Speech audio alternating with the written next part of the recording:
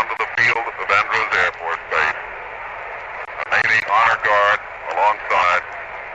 Mrs. Kennedy is now coming down following the casket. With her, other members of the Kennedy family. The Attorney General can be seen. Mrs. Jacqueline accompanying the body of her husband. This is a sad time for all people. We have suffered a loss that cannot be weighed. For me, it is a deep personal tragedy.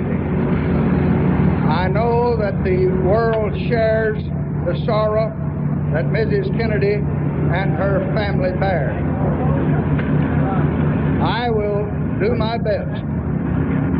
That is all I can do. I ask for your help and God's. Now the Army helicopter preparing to take off. The rotors beginning.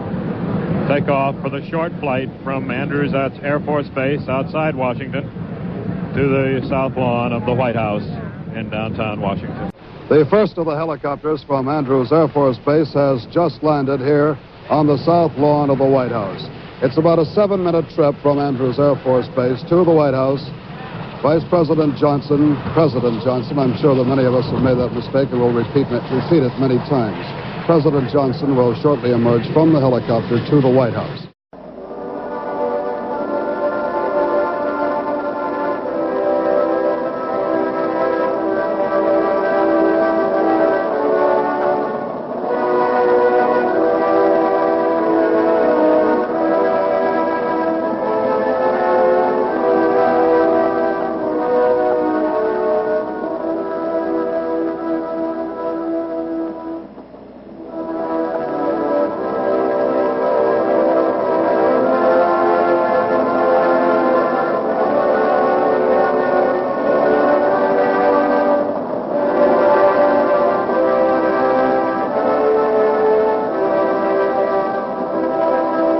Now the prisoner wearing a black sweater, he has changed from his T-shirt, is being moved out toward an armored car,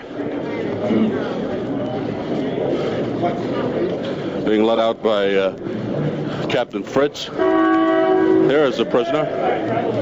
Do you have anything to say in your defense? There's a shot. Oswald has been shot. Oswald has been shot.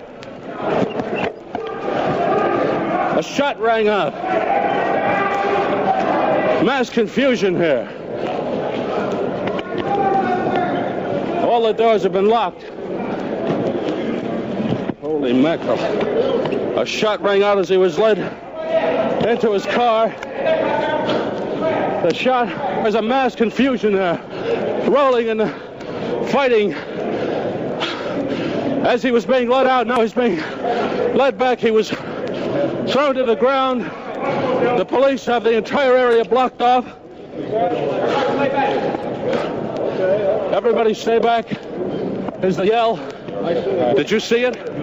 What happened? Yeah, I saw the guy. There's a man, a rather stocky man with a hat on, a dark... stocky man with a hat on? He rushed, he crushed, and he shot him there, and I saw the flash, and Oswald said, "Oh!" And that's it. Oswald doubled over. There was a big struggle on the ground. Just a moment earlier, I had, no doubt foolishly, jumped in front of him to get in the last question, to ask him what happened, whether he had anything to say in his defense, and then a split second later, the shot rang out. I thought he was one of the detectives. You know, he had a hat, and he was well dressed. That's what I remember. Had you seen him before? I think he had his hat. There were none of us in this area. One of the wildest scenes I've ever seen. Let me see if I can reconstruct it. Lee Harvey Oswald was coming out in a garage in the police headquarters at Dallas. He was being led out by Captain Fritz, who had been interrogating him for 2 days. He was wearing a black sweater. There were a mass of reporters and cameramen. We were all lined up. I was directly opposite Oswald. And as Oswald came out, I leaped forward and I said, "Do you have anything to say in your defense?" Immediately after that, the shot rang out. There was a man posing as a reporter in the crowd here. Somehow he got in. Somehow he got through the police protection and police cordons. And now an ambulance is being rushed in here. Here is the ambulance. Screaming red lights. People, policemen. I saw the guy anyway. Let me get back over here. An ambulance has arrived. They are rushing a mobile stretcher in. Oswald was carried back into the hallway. Here is young Oswald now. He is being hustled in. He is lying flat. To me, he appears dead. There is a gunshot wound in his lower abdomen. He is white. Pull the top down there, yelling. Here's the driver. Let the driver by. Oswald, white, lying in the ambulance. His head is back. He is out, unconscious. Dangling, his hand is dangling over the edge of the stretcher. And now the ambulance is moving out. The flashing red lights. Lee